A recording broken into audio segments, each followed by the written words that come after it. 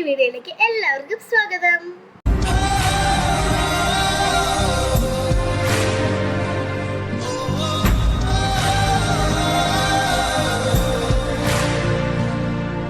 അപ്പോൾ ഞങ്ങൾ ഇന്ന് പോകുന്നത് വർക്കല ഹരിഹരപുരത്തുള്ള ചർച്ചിലേക്കാണ്. ഇടയ്ക്കിടെ ഞങ്ങൾ അവിടെ പോകാറുണ്ട്. എൻ്റെ മുത്തശ്ശിയുടെ, അതായത് എൻ്റെ അമ്മയുടെ സ്ഥലമാണ് ഇവിടെ. കുഞ്ഞുനാൾ മുതൽ അമ്മാമ്മയൊക്കെ അവിടെ പോകാറുണ്ടായിരുന്നു എന്ന് പറയും. ഇതാണ് സെന്റ് തോമസ് ചർച്ച്. ഈ ചർച്ചിന് മുന്നിൽ ഒരു സ്കൂളുണ്ട്.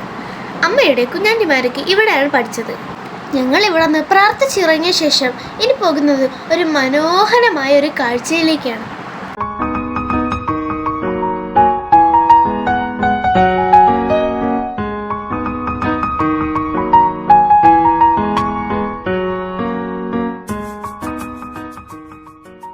ചർച്ചിന് തൊട്ടടുത്തായി തന്നെ ഒരു കായലുണ്ട്. ഇതിന് തീരത്തായി ഒരു മാതാവിൻ്റെ രൂപം കൂടിയുണ്ട്. ഇവിടെ വരുന്നവർക്ക് ഇരുന്ന് പ്രാർത്ഥിക്കാനുള്ള സൗകര്യമുണ്ട്. സത്യം പറഞ്ഞാൽ മാതാവിൻ്റെ മുന്നിൽ ഒന്ന് പ്രാർത്ഥിച്ച ശേഷം ഈ കായലിനെ നോക്കിയിരുന്നാൽ മനസ്സിന് വല്ലാത്തൊരു ആശ്വാസമാണ്. ഞങ്ങൾ കുറേ നേരം അവിടെ സ്പെൻഡ് ചെയ്തു. ഫോട്ടോസും വീഡിയോസൊക്കെ എടുക്കാൻ പറ്റിയ ഒരു സ്പോട്ട് കൂടിയാണ് ഇവിടെ.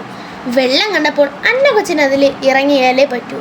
കുറച്ചുള്ളിലേക്ക് പോയാൽ നല്ല ആഴമുണ്ട് കേട്ടോ. ഇതിന് തൊട്ടടുത്ത് തന്നെ ഒരു റിസോർട്ട് പോലെ കാണുന്നുണ്ട്.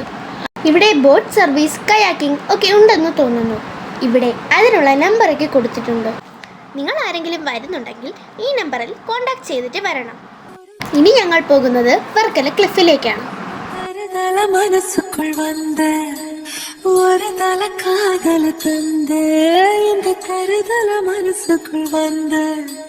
காதலிக்க கைடு இல்லை சொல்லித்தரவாத்தி சேர்த்து வச்ச ஆசையெல்லாம்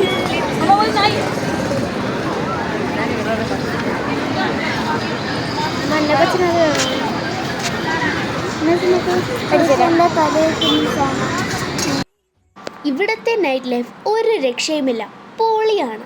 ഒരുപാട് ടൂറിസ്റ്റ് വരുന്ന ഒരു സ്പോട്ട് ആയതുകൊണ്ട് തന്നെ ഇവിടെ ഷോപ്പുകളും വ്യത്യസ്തമാണ്.